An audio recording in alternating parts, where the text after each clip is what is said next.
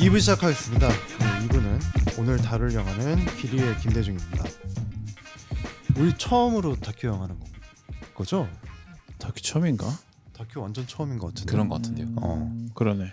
우리가 좀 어려워하기도 하고 사실 다큐 자체를. 그쵸. 근데 이거 진짜 재밌더라고. 다큐 영화인데. 네. 이 박진감 뭐라 해야지? 네. 이거 만들어내는 게 긴장감 만들어내는 게 그러니까 소재가 워낙 좋다 보니까 맞아요. 네, 다큐를 만들어도 쫄깃쫄깃하게 재밌는 거죠.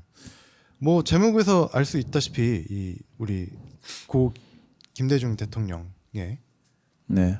전 대통령의 이야기이고요. 그 김대중 대통령 탄생 100주년 기념 영화라고 해요. 그래서 그러면 아마 1924년생인 걸로 보면 되겠죠? 네, 그렇겠죠? 그렇습니다. 네.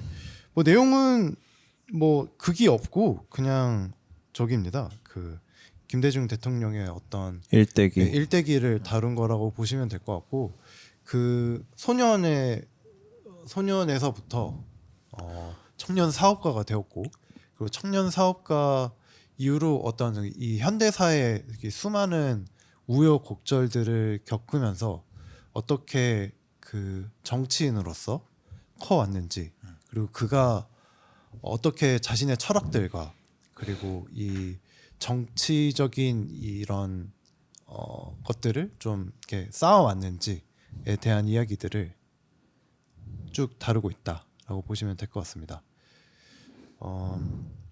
네, 어떻게 감상평부터 할까요? 아 벌써? 네.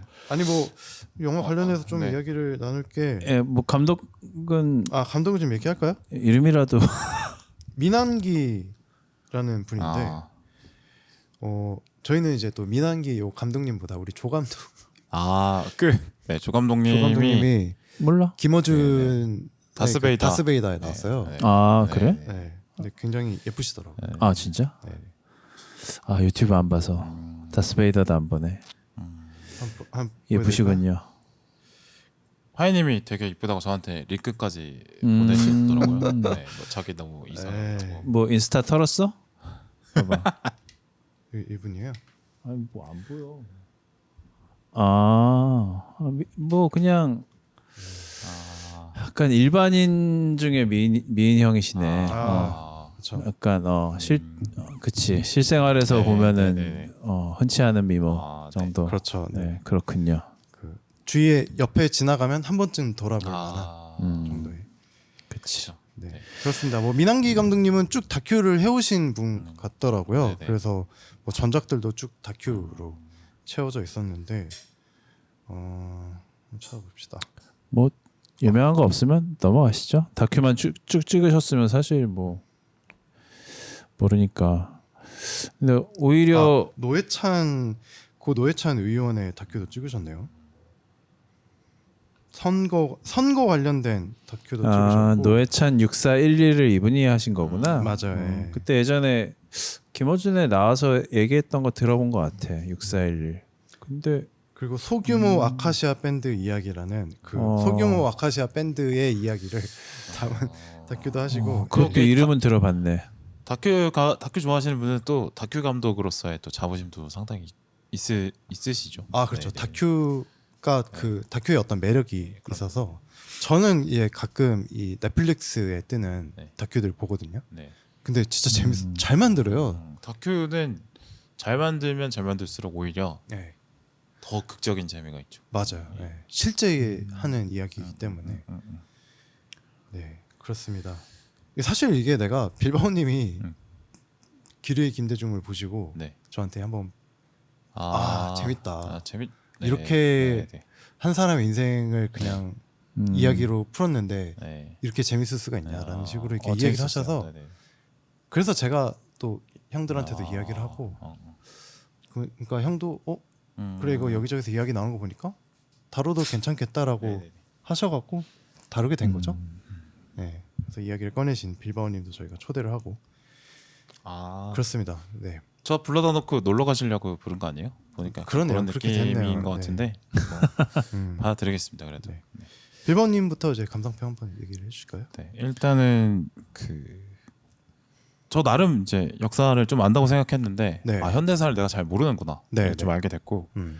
이게 김대중이라는 인물이 사실은 저한테는 약간 이미 할아버지 대통령 때부터 기억하는 사람이고 그 전에 이 아저씨가 뭘 했는지를 모르는 네. 뭐 대충 뭐 알지만 뭐 그렇게 깊게는 몰랐는데 네, 네. 이렇게 일생과 그가 겪은 어떤 수많은 사건들을 네. 세세하게 알 수 있어서 되게 좋았던 것 같고 또 이제 보면은 이게 우리나라 역사가 사실 1900년대 19세기 후반부터 지금까지 저는 그냥 길게 봤을 때 혼란이 시작되고 이제 혼란이 이제 점점 마무리되고 있는 과정 중에 하나라고 보거든요. 길게 한 150년 정도. 네, 네. 지금도 사실 어떻게 보면 기틀을 잡아가는 단계라고 볼 수 있는 것 같은데 보면은 이제 이 150년간을 한번 정리를 해보자면 기회주의 혹은 부당한 방법으로 권력을 쟁탈하고자 하는 사람과 그거에 대항하는 사람들의 싸움이라고 정리를 해본다면 네. 그 싸움에 김대중이 있었구나를 알 수 있었던 것 같아요. 있는 정도가 아니죠, 사실. 그렇죠. 그러니까 김대중이 싸웠던 어떤 그런 권력들이 네. 그러니까 뭐 친일파, 뭐 군부독재 세력, 뭐 산업화 세력 이런 어떤 부당한 방법, 혹은 권위적인 방법으로 권력을 획득하려고 했던 이 우리나라의 어떤 현대사에 정반대에 서서 버티고 있었던 사람이었구나. 네. 그걸 좀 알 수 있어서 상당히 좀 재밌게 봤습니다. 네. 네. 그리고 그러니까 지금의 어떤 대통령이라는 자리가 사실은 말도 안 되는 자리구나라는 건 다시 알게 됐어요. 그러니까 이 사회 전반에 수많은 어떤 사건과 뭐 정책과 이런 거를 판단을 네. 어쨌든 결국엔 대통령이 책임지고 모든 판단을 내려야 되잖아요. 그렇죠. 물론 정보를 참모들이 줘서 얻겠지만 네. 그러니까 대통령이라는 자리가 얼마나 많은 준비가 필요하고 많은 경험이 필요하고 네. 그 자기 스스로도 엄청난 어떤 그 고독의 시간을 스스로 잘 채워온 사람에게 주어져야 되는 자리구나 또 알게 되는 그런 작품이었던 것 같습니다. 네. 끝인가요? 네. 네. 형님 어떠셨습니까? 빌바오의 마지막 얘기를 들으면서 또 새삼 뭔가 감상에 젖게 돼서 진짜 대통령이란 자리는 네. 모든 걸 다 알아야 돼. 맞아요. 그런 자리가 맞아요. 인간이지만 신이 되려는 노력까지 정도는 해야 되지 않나. 네, 그런. 그러니까 이 영화에서 안 나왔지만 김대중 대통령이 시절에 건강이 매우 안 좋아서 그 신장 투석을 했어야 했는데 네. 그거를 안 했대잖아. 그걸 하면은 뭐 공석이 생기니까. 마취도 해야 되고 하루에 몇 시간씩 그 날리- 약물에 취해 있는 시간도 네네네. 있고 그런 것 때문에 투석을 해야 되는데 안 하고 버텨갖고 건강이 매우 안 좋아졌다라는 얘기도 들었고 노무현 대통령 같은 경우도 이렇게 술을 굉장히 좋아하셨는데 술을 안 드셨다고 네네. 대통령 맞아, 재임 기간에는 뭐 그래서 거의 안 참- 드셨다고 뭐 문재인 그렇게 들은 것 대통령은 같은데 잇몸이 다 망가지고. 네, 이가 네. 다 빠지시고 그랬다고 그렇죠. 참 이렇게 해도 되는 야 그렇게 어려운 자리인데 네. 저 지금 감상평이죠. 예. 대통령 감상평입니다. 참 그런 자리를 얻기 위해서 노력했던 김대중이란 한 인간에 대한 작품이었고 사실 아까 줄거리 소개를 빼먹었는데 이 영화는 사실 일부예요. 네, 맞아요. 네, 네. 그 김대중 대통령의 어린 시절에 대한 나레이션으로 시작을 해서 뭐 하이도 때 자기가 뭐 이렇게 뭐 총명해서 뭐 이런 얘기를 뭐 본인 나레이션으로 네. 시작해요. 그렇게 해서 87년도에 그 뭐죠? 가택연금이 풀리면서 처음으로 광주를 뭐 10몇 년 만에 17년 뭐 만에 광주를 방문을 해서 망월동 국립묘지 5.18의 그 영령들 앞에서 막 이렇게 뭐 펑펑 우는 그런 장면으로 1부가 끝납니다. 이 영화는. 그러면서 다음에 계속된다고 나오나? 네, 다음 편에 계속 다음 됩니다. 편에 계속 약간 이렇게 끝나서 네, 이게 금방 또 2부가 나오고 음. 한 3부까지 나오지 않을까라는 생각이 들어요.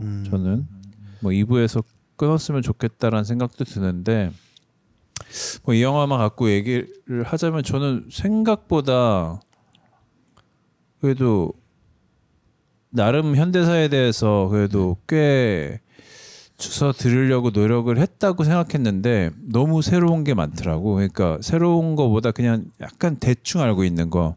김대중 대통령이 그때 미국에 가서 미국에 좀 약간 망명 비슷하게 가 있었던 시절이 있었다 정도만 알고 있었지. 그분이 미국에서 어떤 활동들을 했고 그런 거에 대해서는 전혀 모르고 있었는데 이 영화를 네. 통해서 네, 뭐 다들 아는 뭐 납치, 살해 미수 사건이라든지 뭐 여러 가지 사건들에 대해서 그냥 대략적인 것만 듣기만 했지 또 이 어렸을 때부터 그 87년까지의 그 전체적인 상황을 쭉 훑으면서 그 컨텍스트를 보면서 이 어떤 상황들에서 이런 일들이 벌어졌고 이게 얼마나 중요한 일이고 이게 어떤 의미를 갖고 있는 건지 뭐 그런 내용들을 좀 이렇게 순차적으로 보니까 굉장히 이 인물이 입체적으로 보이더라고요. 그래서 더 생생하게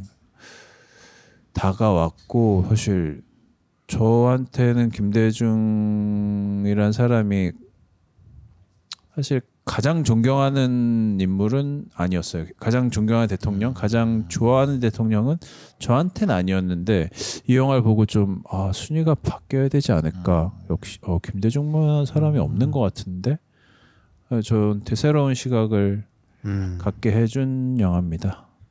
네. 저는 뭐 선거철이나 이렇게 뭐 여당 야당 뭔가 새로운 지도부가 탄생을 하거나 이러면은 다 그 얘기하거든요. 항상 하는 거. 김대중 정신. DJ 정신. 맞아. 요새는 노무현 정신까지. 그렇죠. 노무현 정신까지. 그거는 뭐 여당에서도 끌어와요. 요새 진짜 나는 여당인데 노무현 정신 얘기하는 애들 보면 어이가 없어요. 미쳤나 이 생각을 합니다. 미친놈들 아니야? 이 생각이 들어요. 뭐 정치인들 다 그냥 양심이 없지. 지 상황에서 그냥 끌어올 수 있는 거 유리한 걸 본인을 포장하기 위해서 아무거나 다 끌어다 쓰는 거지 뭐. 네.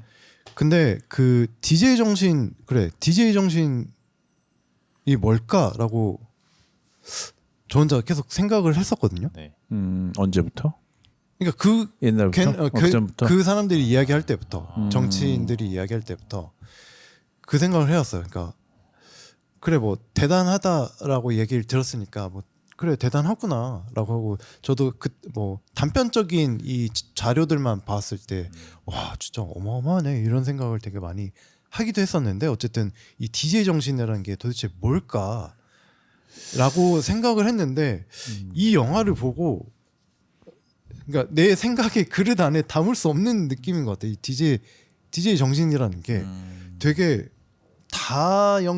그러니까 다양한 영역에서 다양한 영역에 다 이 영향을 끼치고 있는 것 같더라고요. 그러니까 뭐 그 사람이 갖고 왔던 어떤 철학이라든지 뭐 그런 얘기를 하잖아요.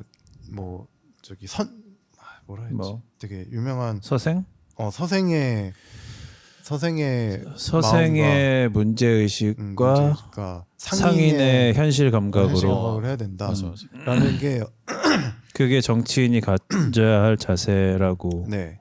그런 게 이제 하나의 축이라고 보고 되게 다방면하게 이 지식이 어마어마하게 쌓여 있는 사람이기도 했고 그리고 어떻게 보면 약간 그 종교적인 느낌까지 들 정도로 되게 이 뭐 희생 정신이라든지 아니면은 그 뭐 그러니까 나를 욕하는 사람도 보듬을 수 있는 어떤 이 기계라든지 뭐 진짜 이거를 하나의 문장이라든지 하나의 단어로 담을 수 없는 게 DJ 정신이더라고요.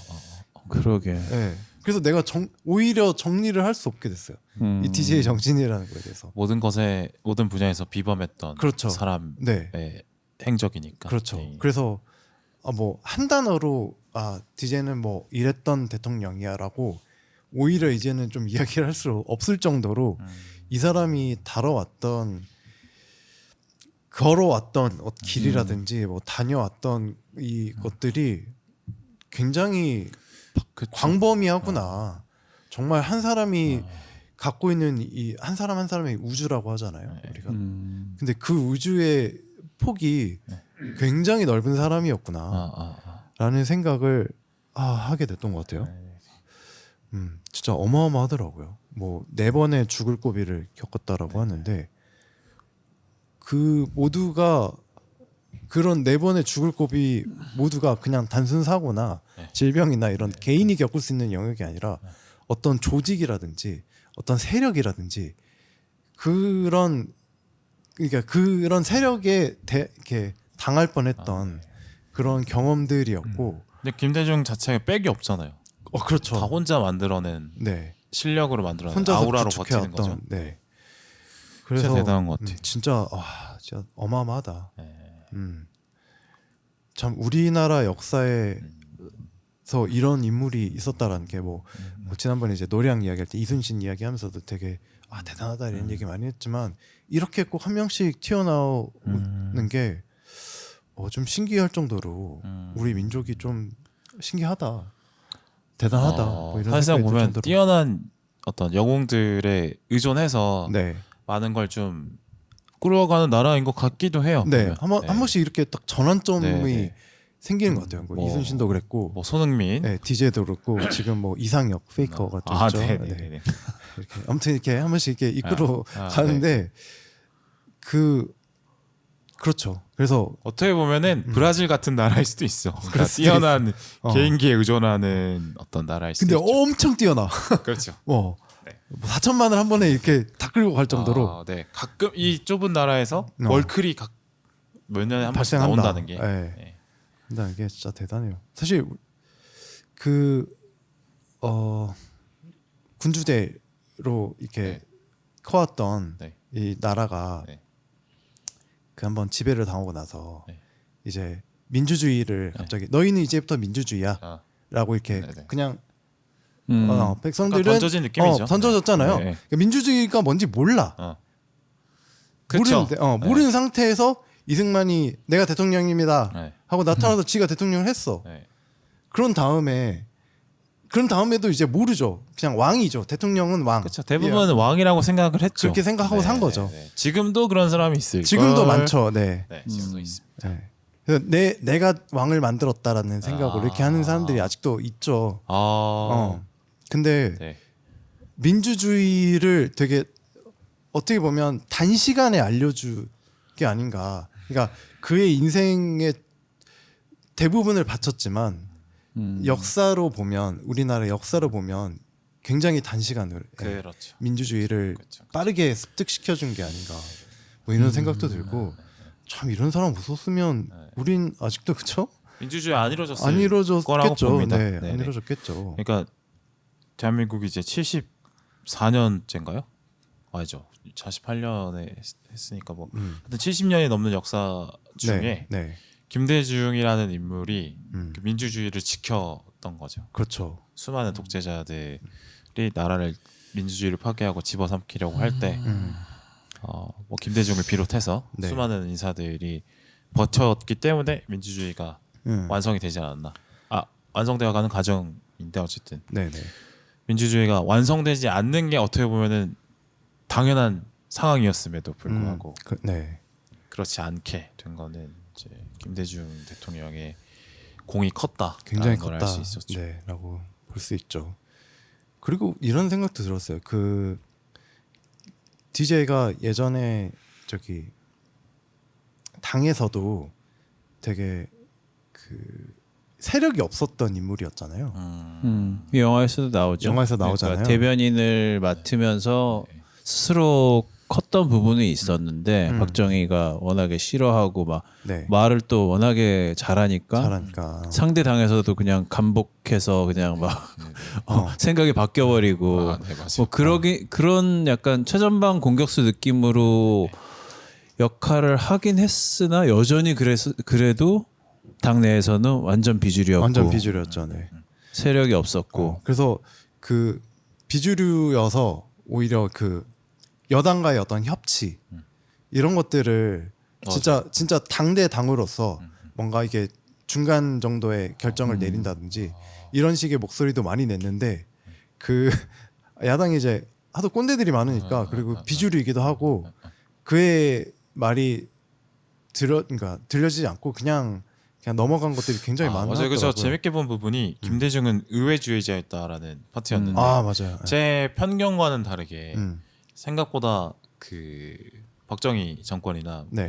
이쪽에서 괜찮은 어떤 일리가 있는 얘기를 하면 그걸 어느 정도 받아들이고 그렇죠. 협상을 해서 우리가 뭘 얻어내자 얻어내기 라는 위해서. 주장을 할 수 있는 사람이었다. 근데 다른 야당 의원들 같은 경우는 그걸 받으면 안 되지 일단 반대 그러니까 이렇게 무조건 반대. 외쳐버리는 것보다는 한 단계 또 나아가서 그렇죠. 그래도 조그마한 진전을 만들어내자를 말할 수 있는 용기 있게. 그러니까 자당 내에서 그냥 알지도 못하고 이거는 박정희가 원하는 거니까 아니면 뭐 저쪽 당에서 원하는 거니까 무조건 반대했던 의원들이 많은데 그 사람들까지 설득해내고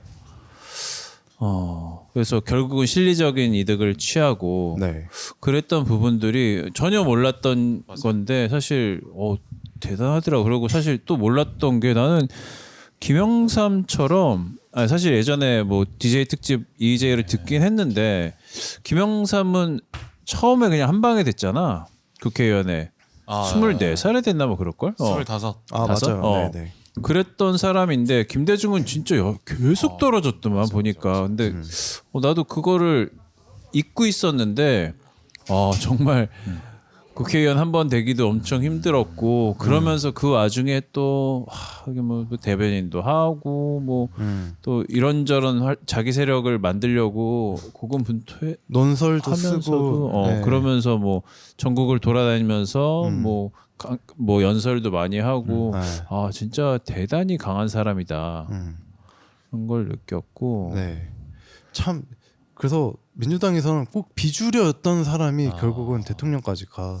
그러니까 노무현 대통령과 네. 경로가 상당히 많이 겹치더라고. 맞아요. 노무현 생각보다 대통령도 네. 비슷하더라고. 그렇죠. 네. 그래서 또 아꼈던 것 같아요. DJ도. 그렇죠. 네. 노무현 대통령을. 진짜 비슷한 부분이 뭐 상고 출신의 한미한 집안의 개인기로 무조건 모든 걸 돌파하면서 그렇죠. 근데 도전은 무모하게 하고 네, 이런 거 떨어질 줄 알면서도 그 가치를 믿고 뛰어들 줄 아는 그런 정치인. 내가 옳다라고 판단한 거에 있어서 끝까지 밀어붙이기도 하고. 그리고 연설의 귀재들이었다. 또 공통점이라고 맞아요. 하죠. 연설 보면 진짜 어마어마하죠. 장난 아니죠. 그때 그 영화에서도 나오는데 그 한 몇천 명 모인 데에서 앞에서 연설하잖아요. 100만 명 100만 명 잖아. 장충단 공원이었어요. 그 100만 명이었어요? 100만 명. 와. 몇천은 기본이고 그때는 뭐 TV도 없어갖고 그냥 그게 맞아. 엔터테인먼트였대잖아. 그러니까 그냥 다 모인 거야 그냥. 중간중간에 유머도 할 줄 아는 김대중. 아 맞아요. 그러니까 김대중의 연설을 들으면 시사 정리가 빡 되면서 그치. 재미도 있고 감동도 있고 또 끝나고 나면 김대중을 외치면서 하나 되는 어떤 열광의 도가니 뭐 이런 거의 것도 뭐 느낄 수 있는 콘서트였지 우리나라 않습니까? 최초의 그러네요. 팟캐스터가 아니셨을까? 팟캐스트의 역사가 거기서부터 그렇죠. 시작됐나. 그렇지. 그럴 수도 있겠네요.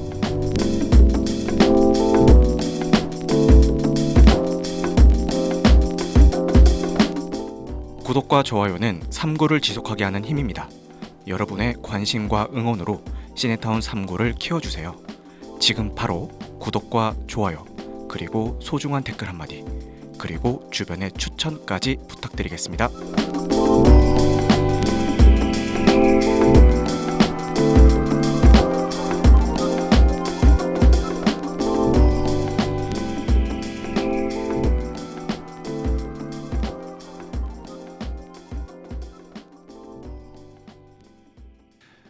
그리고 그 이제 DJ가 세 번째, 그러니까 박정희가 세 번째 대통령 할 때였나? 삼선. 네. 그때부터 이제 약간 뭐 지역 감정 이런 것들을 이제 불러 일으켜가지고 붙잖아요. 그냥 네. 1대1 승부가 안 될 것 같으니까. 그러니까 빨갱이라고 계속 찍으려고 했는데 네. 그게 안 되니까 이제 지역 감정까지 네. 더해서 썼던 것 같아요. 그러면서 이제 어. 전라도가 빨갱이 지역으로 이렇게 그렇죠. 세팅을 같이 하고 거기다가 어. 거기에 수계를 김대중으로 네, 삼아서 네. 이 김대중과 호남을 통째로 왕따시켜 버리려는 획책을 썼죠. 네. 그때가 삼선 때였지. 그러니까 삼선 그때가 때였던 초원복국 터졌던 것도 그때고. 아, 몇 우리가 남이가? 년도였지? 처음 복국은 생각보다 좀 뒤. 아, 그래? 92년. 아. 삼성계열은 그 박정희 때니까. 네. 네네. 아 맞다. 초원복국은 김영삼이구나. 네네네. 김기춘. 헷갈렸습니다. 네. 그래가지고 그때부터 이제 그 아젠다 돌리기 하는 게 그때부터 시작됐구나. 그러니까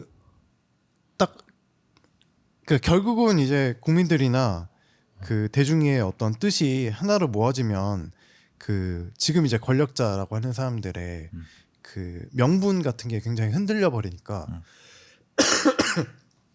그런 식의 어떤 눈가리기라든지 그 어떤 증오의 감정, 싫어하는 마음 이런 것들은 촉발되기가 굉장히 쉬운 마음이잖아요. 사실 그거를 문명이라면 네. 그런 감정을 쉽게 드러내지 못하도록 컨트롤하는 게 사실 그렇죠. 과제죠. 네네. 그런데 이제 그런 거를 쓰는 새끼들은 이제 안 믿는 게 맞겠다. 저 사람의 말은 한 번씩 그 의심해 볼 필요가 있겠다라는 생각을 그때 그걸 보면서 좀 했던 것 같아요. 그러니까 지금도 마찬가지로 아까 우리 일부에서 얘기했듯이 뭐 이준석이라든지 이렇게 약간 갈라치기나 뭐 혐오를 조장해갖고 어떻게든 표로 좀 이어볼까 하는 그런 사람들이 지금 이제 권력자로 올라가 있잖아요. 네네. 네. 그런 놈들의 말은 일단 거르고야 되지 않나. 아니, 너무 어려워 근데. 너무 어려운 일이고 아직까지도 그 나인틴에서 승훈이 형이 얘기했던 혐오에 대한 얘기들. 뭐 디바이앤드 룰. 네. 그래서 혐오를 조장하는 세력은 단호하게 내쳐야 되는 게 맞는데 그 이유와 그걸 왜 내치기 어려운지 승훈이 형이 그 혐오란 거는 인간의 본성이다. 맞아요. 본성이기 때문에 이거를 없앨 수는 없는데 생각은 할 수 있지만 그거를 말로 표현하고 행동으로 옮기고 타인한테 전파하는 거는 이거는 무조건 범죄다라는 거를 우리 모두가 인식을 하고 이 룰을 깨는 사람을 바로 응징을 해야 돼. 이준석 같은 새끼들 바로 응징하고. 맞아요. 네. 그러니까 그래야 나치가 딱 그 사례죠. 네. 그렇죠. 그 지역 감정이 원래 없었는데 이 방송을 들으시는 분 중에서도 모르시는 분들도 있을 텐데 김대중 대통령이 처음 나왔을 때 그땐 지역 감정 없었어요. 그렇죠. 네. 그때 뭐 경북 경남에서도 김대중 지지자가 있었고. 많이 받았어. 그리고 그러니까 전라도에서 받은 표하고 별 차이가 없어. 그리고 전라도에서 오히려 이제 박정희를 밀어주고 막 이러기도 했어요. 그러기도 했고. 오히려 그 전에 이제 제주도가 많이 이렇게 좀 혐오의 대상이 되거나 약간 이랬다고 뭐 4.3 하더라고요. 이후로 네. 그게 있었고 뭐 자료들을 보시면 저도 뭐 연도나 뭐 숫자 같은 건 좀 약해서 근데 김대중 대통령이 대선에 그 박정희하고 2번 붙나요? 2번 정도 붙는 걸로 아는데 어쨌든 그 처음에 붙을 때는 그 지역 감정이 없을 때는 어쨌든 그랬습니다. 그리고 2번째 붙을 때부터 아마 그때 엄창록이가 절로 넘어가서 지역 감정이란 거를 만들지 않았을까. 그때 만들었던 지역 감정이 아직까지도 뿌리 깊게 뿌리가 더 깊어졌죠. 그리고 아마도 안 없어질 것 안 같아요. 없어질 제 것 생각은. 같아. 네, 안 없어질 것 같아요. 저희 세대는 좀 흐릿하지 않나? 많이 흐릿해졌는데 원래 모르겠다. 제가 서울에 있어서 못 느끼는 걸 수도 있을 것 같아요. 근데 없어지진 않아. 근데 흐릿해진 건 맞아. 그러니까 제가 오히려 광주에 있을 때는 그걸 모르고 살거든요.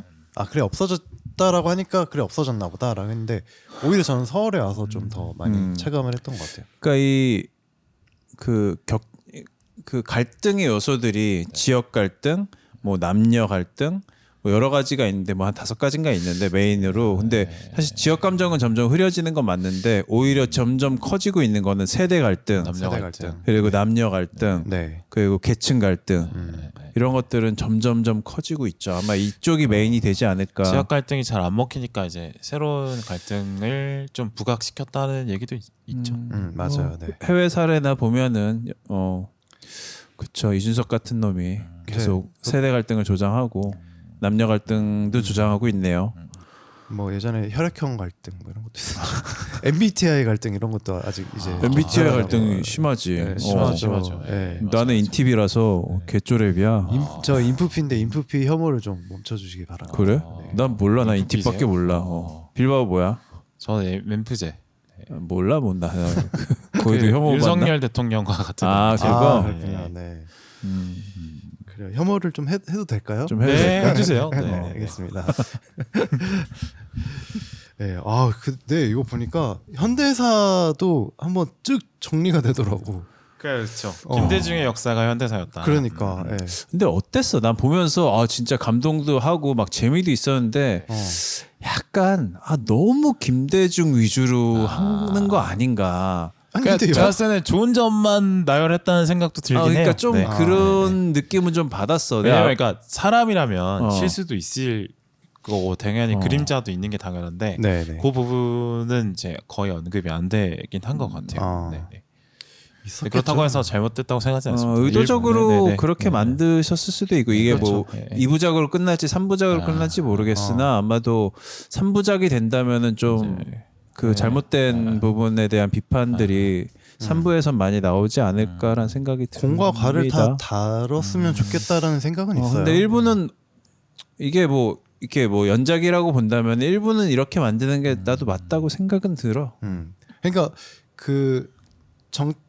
그러니까 거대 정치인이 되기까지 어떤 과정을 보여줬잖아요. 여기서는.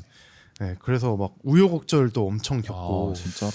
막 죽음으로 진짜 네네. 죽음 직전까지 갔다가도 네. 살아나오고 네. 와 그런 일들이 그러니까 많았죠. 내가 하는 얘기는 너무 김대중 DJ 혼자 다 한 느낌으로 영화가 서술이 돼 있어서 그런 사실 느낌이 있어요. YS 네. 얘기가 나오긴 하는데 주변에 도와준 동료들도 분명히 있었을 텐데 그리고 제아인 인사들도 네, 그렇죠. 있었고 네. 동교동계 어떤 인물들도 네. 많이 있을 테고 그러니까 동교동 상계동인가? 네. 동교동계하고 상계동계 상도동. 상도동 어쩐지 내가 하면서도 이상하다 했다. 맞아, 상계동은 저쪽이지. 너무 멀다.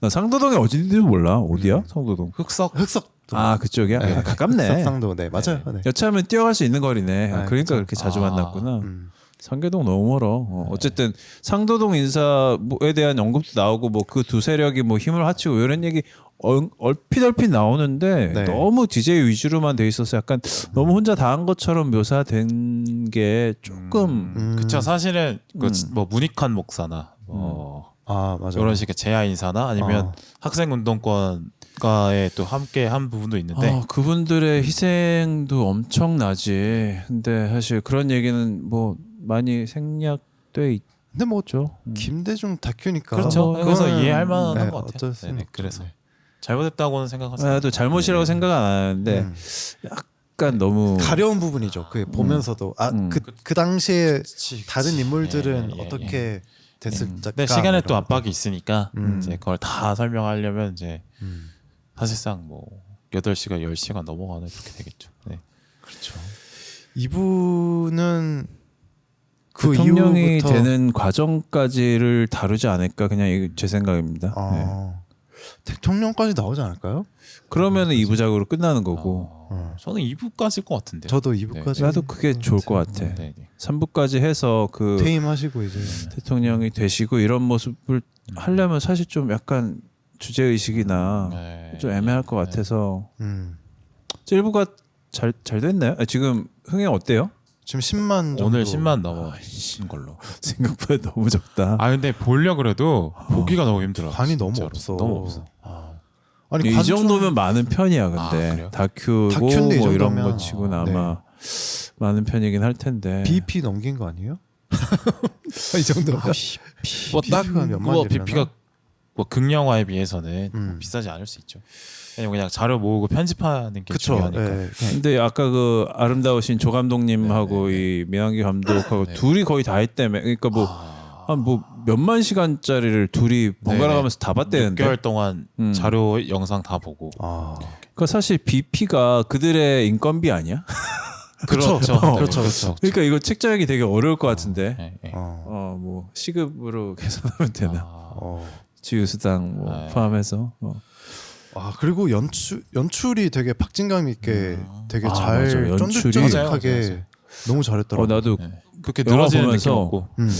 음악이 아. 음악이 다 한 것 같아. 아 맞아요. 음악 좋았어. 음악으로 그 쫄깃함과 물론 내러티브가 이분 DJ의 인생 자체의 내러티브가 그냥 그 자체로 영화긴 한데 재료가 너무 좋긴 하죠. 맞아. 근데 네. 그거를 그 감정적인 선을 끌어내고 결국 뭐 눈물을 흘리게 만들고 이런 것들은 사실 거의 음악이 다 한 것 같아. 그래서 음악 좋더라고. 맞아요. 저는 예전에 그 노무현입니다라는 영화를 봤었거든요. 극장에서. 그 노무현 대통령 돌아가신 노무현 대통령의 네. 그 다큐인데 너무 울어가지고 아. 딱 그러니까 영화가 그 이제 변호사로부터 대통령이 되기 전 그리고 그 이유는 돌아가신 이유가 나와요. 그래서 딱 그 전환될 때 그게 반반 정도야? 이유가 좀 돌아가시는 부분이 뭐 길지 한 30분 정도? 그거는 그 뒤에는 뭐 그렇게 길진 않아요. 뭐 1시간 네. 뭐 30분 약간 이런 느낌. 한번 보시면 장난 아닐걸요. 근데 그 구성이 상당히 사람을 울릴 수밖에 없는 구성이네요. 네, 그러니까 뭐 노사모가 야 대통령 돼가지고 막 좋아하는 장면 나오고 그 다음에 갑자기 그 거기서 바로 거기서 사망 이제 소리가 이제 딱 소리가 다 없어지 뮤트에서. 뮤트되고 바로 이제 장례식 가장 영광의 시간일 수 있는 부분은 오히려 오히려 도려냈죠. 네네. 네. 그러니까 진짜 인간 노무현이었던 부분을 딱 잘라서 보여줘요. 근데 다큐에 대한 저는 안 좋은 트라우마가 있어갖고 하나도 안 봤습니다. 지금 언급하는 작품들 하나도 안 보고 노회찬 의원도 존경했고 노무현 대통령도 사랑하죠. 그런데 네. 하나도 안 봤는데 노무현입니다는 네 한번 오랜만에 이 영화 거의 뭐 최초인 것 같아요. 이 영화 보면서 다큐 볼만하구나. 노무현입니다. 제가 볼 수 있을지 모르겠는데 어쨌든 염두에 둬 보겠습니다. 그러니까 제가 다큐에 대한 안 좋은 트라우마가 생긴 이유가 그때가 MB 정권 때였는데 제가 그때 정봉주 팬클럽 미건스에서 약간 지역장 같은 걸 하고 있었는데 우리 지역 지역장을 하고 있었는데 그래요? 그때 뭐 낙검수 시절에 그래서 뭐 아지트에 모여갖고 그 다큐를 다 같이 봤어요. 그때 용산 참사를 다룬 다큐가 있었는데 내가 그거 보면서 막 너무 힘들고 그때 막 네네. 거기가 술집이었는데 술집을 통대관에서 거기서 상영회를 하면서 했는데 막 보다 말고 막 도저히 못 견디겠어갖고 소주 좀 달라고 그런 다음에 소주를 막 벽나발을 불면서 막 그 용산 참사의 현장을 뭐 다 자료가 있잖아요. 그때 뭐 컨테이너로 이렇게 하고 경찰 특공대 막 그러고 사람 있어요 막 이러면서 막 죽고 불나고 약간 이런 그 보는데 난 너무 힘들어갖고 그 이후로 다큐를 안 봅니다. 원래도 별로 뭐 저야 뭐 영화도 많이 안 보고 그런 편이긴 했지만 다큐는 좀 약간 거의 인생 최초로 본 다큐가 거의 그거였어갖고 너무 힘들어서 그동안 계속 피하고 있었는데 기리의 김대중을 보고 나서 좀 생각을 고쳐먹고 좀 보겠습니다. 네 보시면 좋을 것 같고 근데 기리의 김대중이 너무 그렇다고 막 김대중 대통령을 막 너무 지켜 올려 찬양하거나 것도 아니고 그런 건 아니에요. 너무 또 막 그쵸? 울게 만들려는 것도 사실, 아니고 저도 약간 제가 비판을 한 부분이 너무 김대중 DJ 위주로만 한 거 아니냐라고 얘기를 했지만서도 그래도 이게 DJ를 뭐 지나치게 빨았냐 물어보면은 아니에요. 맞아. 그런 그렇지 것도 아니야. 않아요. 예. 네. 빨려면 훨씬 더 빨 수 있는 맞아. 부분이 많았는데 꽤나 담담하게 그렸고 오히려 그냥 현대사에 있었던 다양한 사건들을 그냥 김대중 대통령하고 연관지어서 보여주는 장면들이 있었고 그리고 막 울리려고 막 그렇게 막 심하게 노력한 것 같지도 않아요. 오히려 그 마지막 장면에 그 망월동 묘지. 망월동. 묘지에서 그 DJ가 아이처럼 펑펑 우는 장면이 굉장히 거기가 최루성이라고 하는데 사실 저는 그때는 별로 눈물이 안 났고 오히려 그 5.18 광주에서 금남로 맞나요? 거기서 발포하고 네. 아 제가 좀 그런 장면을 보는 걸 좀 힘들어해서 사실 5.18 뭐 쉽게 찾아보면 볼 수 있는 그런 영상 자료 같은 것도 거의 본 게 없거든요. 근데 거의 최초로 본 거예요. 그 막 사람들이 그 시신이 돼서 이렇게 끌려 나가는 장면들 같은 거를 보면서 아 난 너무 힘들어갖고 막 그때 좀 많이 울어갖고 오히려 그 뒷장면은 사실 별로 눈물은 안 나더라고요. 저는 저희 아버지가 그 도청에서 근무를 하셨었거든요. 전남도청 전남도청 거기 언제? 백색. 그때? 그 당시엔 안 계셨죠. 아. 네.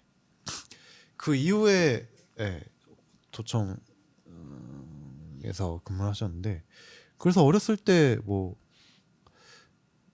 한 번 두 번 놀러 가보기도 해보고. 네. 아, 옛날 그랬던- 전남도청. 그렇죠. 네. 네, 그 역사적인 거 했던 거를 광주에서 학교 다녔다며. 저는 초중고를 광주에서 나왔습니다. 네. 음. 근데 지금은 순천의 아들이 됐는데 아버지 고향이 아니, 순천이세요. 네, 네. 걸어다니는 호남이죠. 그렇지. 그렇죠. 아, 네. 뭐 어차피 한동훈이 이제 날라갔으니까 제2의 팔도 사나이로 어떻게 한번 해보시는 거 어떻습니까? 좋죠. 저도 순천, 광주 네. 지금 지금 서울이지만 또 그렇죠. 또 부산 또 제가 언제 또 한번 가볼 일이 있지 아, 않겠습니까? 또 부산에서 또 야구 한번 봐야지. 야구 한번 봉다리 봐야죠. 한번 쓰고. 아, 그렇죠. 중앙봉다리. 네. 그렇지. 1992 그건 입으면 안 됩니다. 그건 조롱입니다. 아 그런가요? 네, 그건- 알겠습니다. 잘 참고하겠습니다. 네. 아니 제가 또 그 원래 기아에 있던 안치홍 선수를 좋아하는데 롯데로 갔어가지고 그 새끼 떠났는데. 또 딴 데 갔잖아요. 네. 지금 그 하나로 근데- 갔나? 제 영화에서 좋았던 부분이 네. 생각이 나서. 네네. 그러니까 저는 그 뭐라 해야 되죠?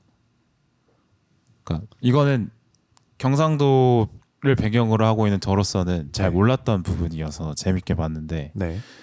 그러니까 5.18과 광주가 뭐 뗄래야 뗄 수 없는 이야기라는 거 너무 잘 알고 있었는데 여기에 김대중이라는 인물이 어떤 관계냐? 아 네.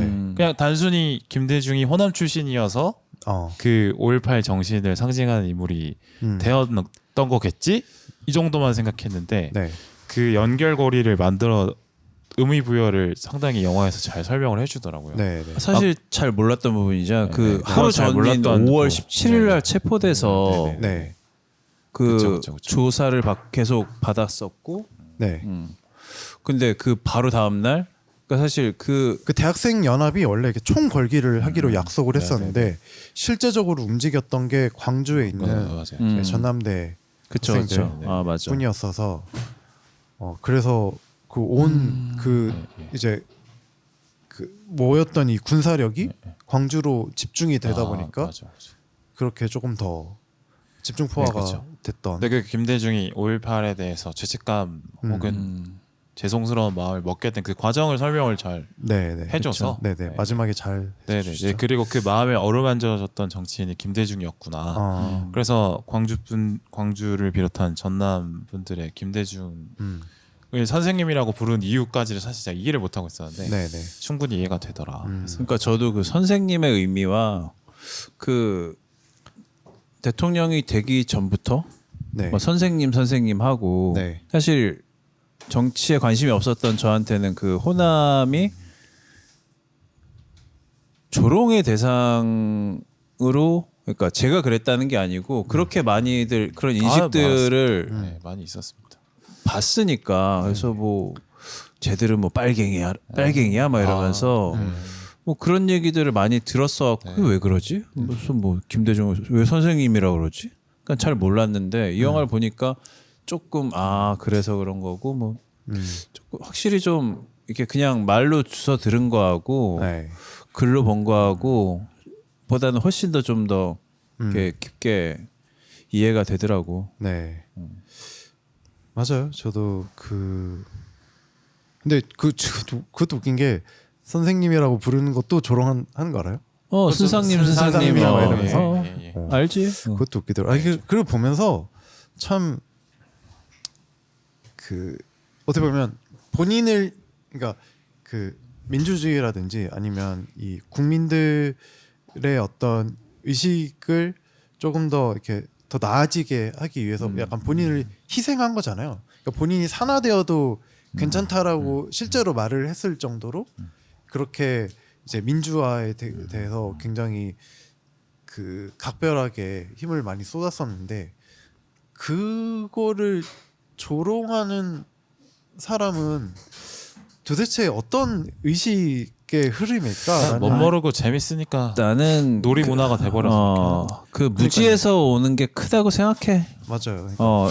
나도 정치에 대해서 진짜 완전 무관심한 대학생 시절을 보냈고 내가 대학생이던 시절에 김대중이 대통령으로 당선이 됐거든. 그때까지만 해도 DJ가 뭐 하는 사람인지 잘 몰랐고 그때 나 대학교를 다닐 때 그때 대구 출신인 친구가 하나 있었어. 네네. 근데 걔는 걔가 그때 선거에 대해서 얘기를 하면서 우리 집안에 내가 대구 우리 엄마 아빠 대구인데 이러면서 김대중 자기가 김대중 이런 얘기 하는 거 알면은 자기 집에서 저 쫓겨난다 이런 얘기를 나한테 했었던 게 기억나는데 나는 그 얘기를 들으면서도 이게 무슨 함의에서 하는 얘기인지 전혀 몰랐어. 난 아예 그냥 무관심층이었기 때문에 그러니까 그런 무식한 20대 패스밴더 정도의 사람이라면은 그냥 조롱하고 희화하고 나는 지금 일베들이 하는 행동들도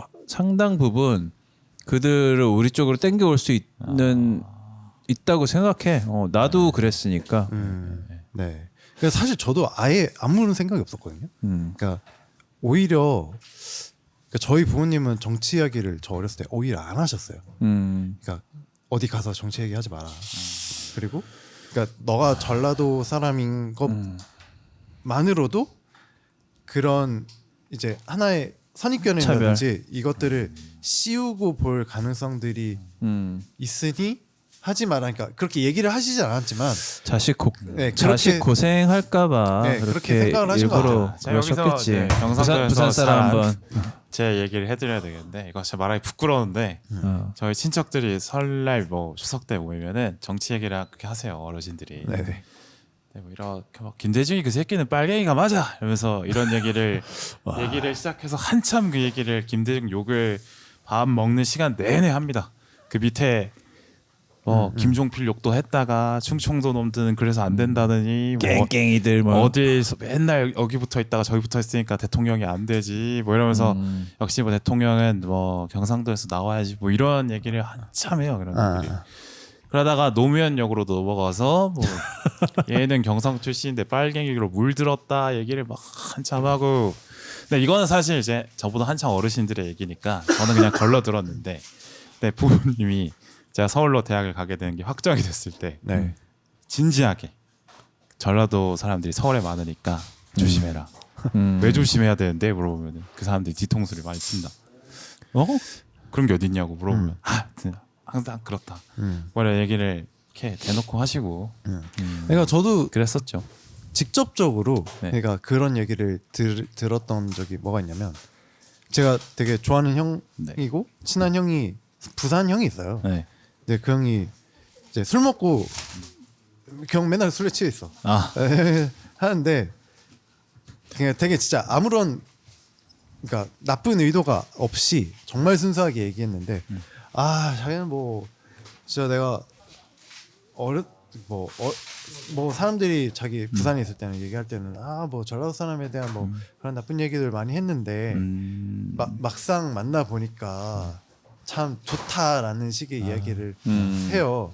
근데 그게 되게 선심 쓰듯이 얘기하죠. 네, 그렇죠. 그게 좋은 의도로 얘기한 것 같은데 나름. 의도는 좋은 그 사람은 의도는, 좋은 마음이었지만 마음이었지만 불편하죠 듣는 사람 좀 그렇죠. 나는 뭐 아무것도 한 게 없는데 어쨌든 나에 대한 인식은 이미 하나 만들어져 있고 그게 이렇게 있다라는 게 네. 좀 불편하죠. 근데 어떻게 보면. 그 형님도 아마 어른들한테 네, 자연스럽게 이제 그렇겠죠. 들으면서 배우는 거지. 그렇죠. 막상 그 사람들이 전라도 사람들을 경험해 본 적이 없는데 네, 그 편견을 심죠. 네, 네, 네. 네. 그리고 오히려 이제 뭐 지금 인터넷에서 익명의 어떤 가면을 쓰고 그렇게 마음껏 이야기할 수 있는 공간이 생기다 보니까 오히려 이제 인터넷 같은 공간에서 그 뭐 그런 지역 편견이라든지 그런 것들에 대해서 좀 자유롭게 더 얘기하다 보니까 네, 좀 네, 네. 오히려 온라인 공간에서 좀 그런 이야기들 더 많이 있는 것 같고 아. 좀 그렇습니다. 네. 그래서 저도 잘 뭐 정치 얘기나 이런 거는 잘 안 하려고 해요. 사실 이렇게 좀 뜻이 맞는 사람들끼리나 있을 때 네. 그리고 좀 어느 정도 의식이 있다라고 생각하는 사람들과 있을 때나 좀 하는 게 편하지. 저도 뭐 어렸을 때야 사실 못 모르고 막 뭐 되게 막 목소리 높여서 얘기 많이 했지만 그게 아무런 소용이 없고 맞아. 내가 오히려 그냥 그 저 사람의 편견만 더 불만 더 키우 맞아요. 네. 수밖에 없겠구나라는 생각이 좀 많이 들어서 네, 오히려 좀 얘기를 덜 하게 되더라고요. 근데 이게 경상도 분들이 네, 자기가 승리자, 그러니까 이 지역구도로 나눠졌을 때는 네, 네, 항상 승리자라는 인식을 스스로 하고 있기 때문에 네, 이거에 대해서 문제라고 생각하지 않는 경우들이 상당히 많고 음, 저 같은 경우도 이제 저는 김대중 노무현 시대 때 청소년 길을 보냈던 사람이어서 이제 이런 이 뭐랄까 신군부 세력 이런 거에 대해서 교육을 받는 거고 그다음에 서울로 대학을 와서 서울에서 오래 살아서 이런 거에 대한 이게 문제였구나 내가 어릴 때 배운 것들이 문제라는 거를 깨달을 수 있었는데 네, 근데 교육 과정이 그 전이었거나 아니면 여전히 경상도에 살고 있는 경상 출신 사람들이 네, 네, 별 생각 없이 이런 생각을 계속 갖고 있고 지역주의 뭐 내가 겉으로 대놓고 지역주의를 얘기하지 않더라도 은근히 그래도 경상도 사람들이 대통령 뽑고 요런 거에 대한 자부심 아니면 그렇게 돼야 된다라는 네, 응당 그렇게 생각하는 마인드들이 분명히 있고 또 그렇습니다. 네. 그런 얘기 많이 그러니까 아마 제 고향에 있는 친구들은 아마 걔들이 일부러 그런 생각 하려고 하진 않지만 그런 얘기를 묻어나더라고. 그렇죠. 이제 그 생활에서 묻어나는 어떤 좀 의식들이 있으니까.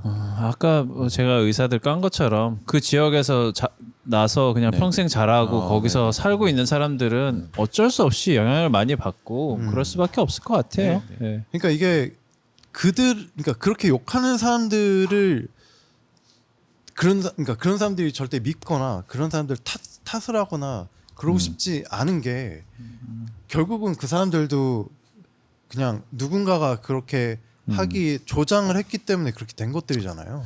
사실상 모두가 피해자라고 보는 게 맞지. 네. 혐오의 대상이 되는 맞아요. 사람들도 네, 그렇지만 그럼요. 그 혐오를 하는 사람들조차도 결국 뭐 그 사람들한테 선을 긋고 관계를 그 사람들하고는 관계를 갖지 않는다. 어느 특정 지역, 어느 특정 계층, 특정 뭐 연령이나 그쪽에 대한 혐오의 정서를 자연스럽게 갖고 있으면은 본인한테 마이너스지. 그렇죠. 네. 그러니까 결국 혐오로 대응해 버리면 그들이 원하는 꼴이 맞아요. 되기 맞아요. 때문에 절대 그렇게 대응해서는 안 된다라고 생각을 해요. 그냥 병신들이구나라고 이렇게 치부해버리고 넘어가 버리는 게 낫지.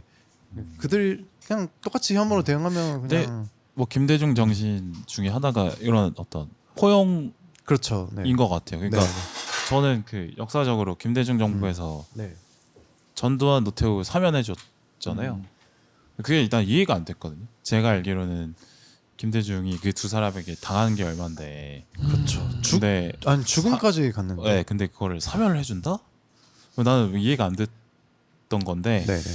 근데 이 다큐멘터리를 보다 보니까 이런 마음의 뜻에서 그러니까 전쟁을 누군가는 용서를 하고 끝내야지 결국엔 싸움이 멈추는구나를 모두가 알지만 내가 용서를 하는 건 쉽지 않은데 그 용서를 할 용기를 냈다는 것도 사실 위대함 중에 하나인 것 같습니다. 그분은 위대한 분이 맞고 그분의 그 결정은 정말 약간 인간의 경지에서 할 수 없는 행동인 것 같긴 한데 결과적으로 그게 전쟁을 끝낸 것이 되지 않았고 그렇죠. 사실 용서를 그 부분에 받은- 대해서는 네. 듣는 그렇죠, 분들이나 각자 다 생각들이 네네. 있으실 텐데 네. 저는 한 번은 보복을 했어야 되지 않나. 그러니까 그게 보복의 개념이 아니라 네. 그러니까 잘못을 저지른 거에 대해서는 확실히 그 처벌을 하고 가는 게 민주주의 사회에 맞는 결정이라는 생각은 들어요. 그러니까 개인적인 어떤 화해라든지 개인적인 그런 용서는 가능하겠지만 사실 그 신군부 세력이 들어와서 그 뭐 독재를 하고 그랬던 게 이제 비단 나 혼자 개인만 피해를 받았던 건 아니잖아요. 그러니까 민주주의에 굉장히 퇴행을 겪게끔 만들었던 그런 행동이고 군인들이 다시는 그런 일이 일어나서는 안 되는 게 그 맞는 거잖아요, 사실은.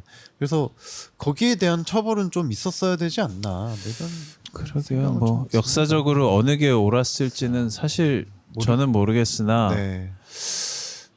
저 같은 저는- 어떤 뭐 네. 소인배가 어떻게 알겠냐마는 뭐 아무튼 그렇습니다. 한 사람으로서는 저는 그렇게 생각을 하네요. 우리 선생님은 용서를 하시지만 네. 내가 용서를 못 하겠네. 아.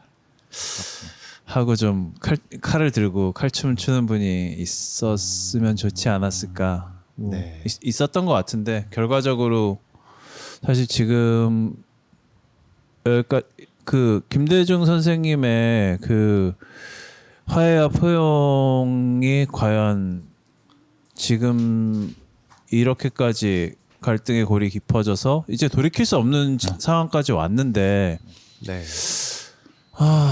글쎄요. 모르는 거죠. 역사의 가정을 하는 거 하기가 어려운 거니까 그때 그렇게 안 하고 정말 끝까지 사형까지 해서 갔으면 지금 더 나을까? 그건 솔직히 저 모르겠습니다. 근데 저도 그냥 아쉽죠. 네. 제 입장에서는 근데 전두환이 그렇게 천수를 누리고 네네. 그냥 간 것도 너무 그렇고 그러니까 용서를 받을 만한 가치가 있는 사람에게 또 용서를 해줘야 되는 게 의미가 생기는데 근데 그분 두 사람이 용서를 받을 만한 가치가 있었느냐 뉘우칠 수 있는 사람이었느냐 그건 아닌 것 같습니다.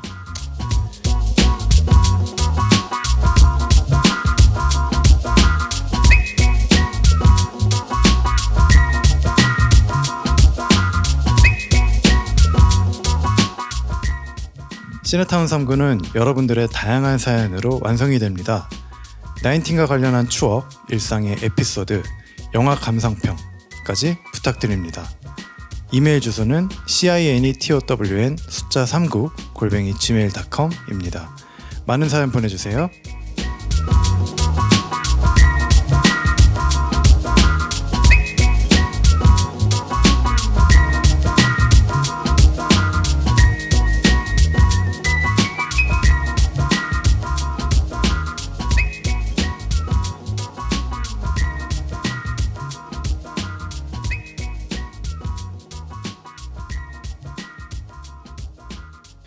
그렇습니다. 네, 뭐 많은 얘기 좀 나눠봤는데 그 아까 이거 해요? YS 프로젝트? 뭐 지금 몇 저희가 시까지 할 수 있어요? 다시 이제- 영업하셔야 네. 되는 거 아니야? 저희 슬슬 좀 정리를 해야 될 네, 것 같아요. 저희가 지금 강남구에 있는 키치클럽이라는 장소에서 내봉역의 브레이크- 새바람. 네. 브레이크 타임 중에 지금 녹음을 하고 있는데 지금 영업 시간이 다 돼갖고 네. 급한 뭐- 마무리 하셔야죠. 네, YS 급하게라도. 프로젝트는 나중에 하시죠. 네. 뭐 네. 자짜 아 어떻게 이거? 자짜 없죠. 네. 그냥 저희 별점 매기고 이제 좀 마무리를 하겠습니다. 네. 그렇죠. 빌번님부터. 아 이거 별점이 나 별점도 포기할래. 그래요? 아 이거 그냥 뭐 아니 근데 그러면은 네. 뭐 각자 마무리 한마디씩? 추천사 한 아. 마씩 한 마씩 하고 네, 마무리하죠. 네. 근데 이게 저는 이제 이 뭐랄까 볼보 정도는 하고 네. 추천사 정도. 네네. 예. 아, 무조건 네. 볼이라고 뭐 의미 생각을 하고 없지만 예. 그리고 이제 그러니까 저의 고향에 계신 우리 친척분들이 한번 보고 아, 보고 나서 네. 이제 그동안 욕해왔던 자신을 음. 돌이켜 보시던지 네. 경상도 끝까지 욕하고 경상도 분들 하고 있으면- 필볼. 아예 저는 그랬으면 좋겠어요. 네. 왜냐하면 이게 그 본인들이 이해하고 받아왔던 정보가 편파적이었던 수 있잖아요, 당연히. 그걸 인정하시고 한번 네, 네. 보셨으면 좋지 않을까라고 네. 추천을 저희 친척들에게 드리고 싶은데 음. 만약 친척분들이 이걸 들이밀면 임마 이거 서울 보내놨더니 빨갱이 다 됐네 이런 얘기를 하실 것 같아서 새끼 이거 뭐. 그렇습니다. 뭐? 참 슬픈 사실이지 않나. 네, 전라도 나와주시죠. 네, 전라도 대표 파인입니다. 네. 아, 볼보. 그 저는 오히려 무조건 볼이죠. 네. 네. 저는 오히려 그 어렸을 때부터 그 물론 이제 김대중 대통령에 대한 어떤 이야기를 오히려 못 들었는데 차라리 저는 이런 자료를 통해서 조금 더 자세하게 알게 되었던 것 같고 무조건 볼이고 그냥 뭐 사실 지역을 떠나서 우리 그냥 다 같은 대한민국 사람 아니겠습니까? 아 그렇죠. 네. 네. 우리가 지금 현대사를 스스로 만들어가고 있는 이 네네, 과정 맞아요. 속에서 네네네. 네, 그 이 앞에는 어떤 일들이 있었는지 네. 요 길의 김대중을 통해서 현대사도 한번 훑어보고 맞아요. 네, 그 대통령이셨던 분의 아. 어떤 역사도 한번 볼 수 있는 아. 기회가 될 수 있었으면 좋겠습니다. 다음에 그 김영삼 관련 영화가 있으면 꼭 네. 하고 싶습니다. 네, YS 프로젝트. 네. 그렇구나. 우리 영삼이 아저씨에 대해서 또 네, 우리 하고 싶은 빵- 얘기가 또 있었는데 빵상이. 시간 관계상 안 네. 되면 네, 김빙삼 형님이라도 빙삼이 형님이라도 아. 네. 우리 그거 모르시죠? 저희 김영삼을 모욕하지 마십시오. 아니 저희 트위터에 김빙삼 빙삼은 압니다. 빙삼이 네. 형님 김빙삼 네, 네, 옹 네. 엄청 유명하시죠. 네. 그게 또 경남 사람과의 또 이 경북 사람과의 어떤 그 미묘한 어떤 갈등 이런 것도 얘기하면 재밌는데 시간이 좀 아쉽습니다. 그러네요.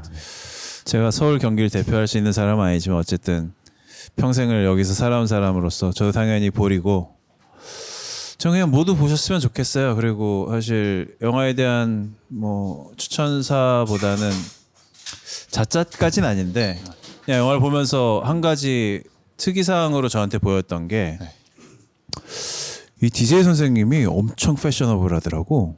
젊은 시절에. 그렇죠. 그 나비 넥타이 메고 있고 뭐 그러니까 나는 내가 양복 입는 걸 좋아하니까 네네. 그러니까 뭐 넥타이하고 행커칩하고 이렇게 막 깔 맞추고 또 넥타이도 뭐 엄청 화려한 것도 많이 하시고 멋있어. 그래서 키도 그 크시고. 네. 깔롱지긴다 약간 이런 표현이 깔롱찌기네. 네. 깔롱찌기네. 아예 무슨 말이야? 어쨌든 딱 그 표현이 생각이 들더라고. 그래서 나 오히려 저 때는 저랬구나. 그래서 좀 신기했고 요즘엔 정치인이 되면은 일부러 좀 허름하게 입고 다들 돈 많은 거 솔직히 아는데 일부러 그지같이 입고 댕기고 그러니까 뭐 소탈하게. 소탈하게 보이려고 뭐 그게 꼭 나쁜 거라고는 안 보는데 일부러 그렇게 하는 거잖아. 네. 그렇죠. 엄청 부자인 거 다 아는데 진짜 일부러 그냥 막 좀 그런 노동자의 복장이라든지 아니면 뭐 그런 거를 일부러 컨셉을 하는데 저 때는 저렇게 입었네. 나는 그냥 그렇게 잘 차려 입은 게 난 보기 좋더라고. 내가 그런 걸 좋아해서 그런지. 네, 네, 네. 그래서 좀 그게 좀 특이해 보였고 지금의 정치인들도 좀 솔직하게 맞아요. 그렇게 옷도 잘 입고 예쁘게 맞아, 입고 다녔으면 좋겠어.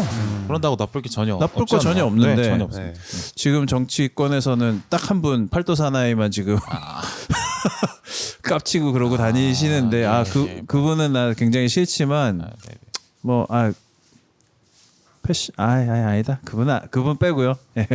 어쨌든 그게 굉장히 특이하고 제 눈엔 좋아 보여서 그게 좀 네. 기억이 납니다. 예. 네. 저도 보면서 그런 생각도 했어요.